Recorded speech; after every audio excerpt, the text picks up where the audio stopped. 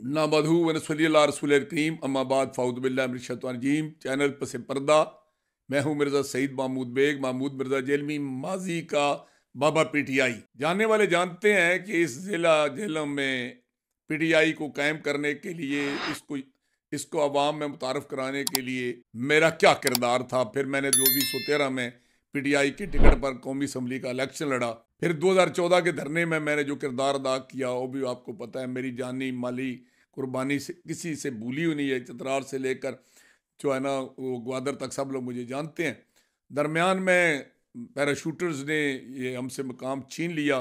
फिर गलत फैसलों ने हम चीखते रहे, लेकिन गलत फैसलों ने ऐसी दूरियां पैदा की। तो लेकिन अब जो है इंतखाब का गहमा गहमी शुरू हुई है, तो हमारे साथ बड़ा राब्ता लोग कर रहे हैं, मुलाकातें कर रहे हैं, फ़ोन कर रहे हैं, रात को नहीं सोने देता, दिन को नहीं कोई बैठने देता कि जी आप इस इलेक्शन में क्या कर रहे हैं। तो मैं अजीब सी कैफियत का शिकार हूँ और मैं अजीब से हालात का शिकार हूँ। जानने वाले जानते हैं कि मैं ज़हनी तौर पर प्रैक्टिकली मैं पीटीआई का बंदा हूँ, लेकिन दूसरी तरफ आपको पता है ये जो हमारे देहाती अजला होते हैं ना, उनमें सियासी रवायतें होती हैं, धड़े होते हैं। तो मेरा धड़ा चौधरी फरोजुद्दीन मरहूम, मेरे अबू अजदाद का धड़ा चौधरी फरोजुद्दीन मरहूम, मेरा अपना धड़ा चौधरी अल्ताफ़ हुसैन, और आज मेरा फिर धड़ा चौधरी फ़र्रुख अल्ताफ़ है। एक तरफ हमारा धड़ा है, दूसरी तरफ हमारी पार्टी है, और तीसरी तरफ ये है कि हमारे बच्चे हैं, नौजवान हैं, वो दुखी भी हैं कि हमारे साथ पीटीआई ने कोई अच्छा सलूक नहीं किया।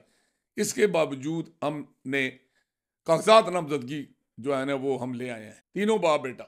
हम इस पे अब गौर कर रहे हैं और हमारे सामने जो है ना टारगेट वो 3 हल्के हैं, NA61 और PP25 और PP26, यानी जेलम शहर वाली सीट और पिंडदान खान वाली सूबाई सीट। कि हम क्या इन तीनों सीटों में से किस पर इलेक्शन लड़ते हैं और हम तीनों में से कौन लड़ेगा, इसका फैसला 1-2 दिन में हो जाएगा। और ये डिपेंड करता है कि NA61 में अगर नून लीग ने टिकट चौधरी फर्रुख अल्ताफ को दिया तो हमारा फैसला मुख्तलिफ हो सकता है, और अगर किसी और को दिया तो हमारा फैसला मुख्तलिफ हो सकता है। अगर उन्होंने हमारे मकामी धड़े को, जो हमारे वहाँ अपने अजीज़ों की एक टीम हमने तैयार की थी, असल में तो हमने फवाद की मुखालफत में तैयार की थी, अपनी धरती अपने राज के लिए, कि हम अपने आप में से अपना बंदा चुनेंगे। सैयद मतलूब हुसैन शाह बुखारी मरहूम जो हमारे इसके रूए रवां थे, वो अल्लाह को प्यारे हो गए। लेकिन उनके जाने के बाद जहाँ हमें कमी हुई, वहाँ ये भी फ़ायदा हुआ कि उसमें बड़े ताकतवर नाम शामिल हो गए हमारे दड़े में।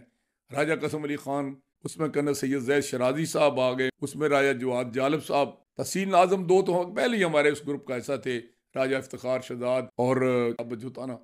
तो वो ग्रुप भी अब नू लीग में चला गया। मैंने तो नू लीग नहीं ज्वाइन की, लेकिन वो भी अगर टिकट लेने में कामयाब होते हैं, फिर भी हमें सोचना होगा कि यार हमारा धड़ा और ग्रुप क्या कर रहा है। दूसरी तरफ हमारे अपने अजीज, हमारे अपने लाए हुए होंगे या वैसे दोस्त होंगे पीटीआई में भी, उनके भी हम नाम सुन रहे हैं कि वो भी कोशिश कर रहे हैं कि कोई कौमी में और कोई सूबाई में उम्मीदवार मर रहा है।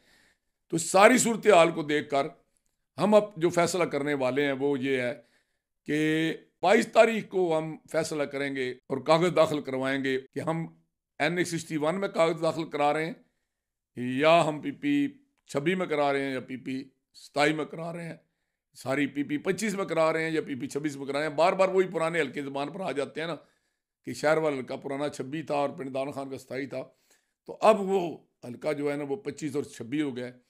तो देखिए, इंतज़ार कीजिए, आखिर कुछ तो करना है, या खुद लड़ेंगे या किसी अपने अजीज को लड़ाएंगे। बहरहाल मैदान में मौजूद होंगे और पूरी कुव्वत से होंगे, बड़े बड़े धूम धड़ल्ले से होंगे। कोई इस तरह की हमारी पॉलिसी नहीं होगी, कुमगो की पॉलिसी नहीं होगी। जिनके साथ चलेंगे उनको चलने का मजा आएगा, जिनके मुखालिफ चलेंगे उनको भी पता चलेगा कि कोई लोग हमारे मुकाबले में मैदान में मौजूद हैं। शुक्रिया।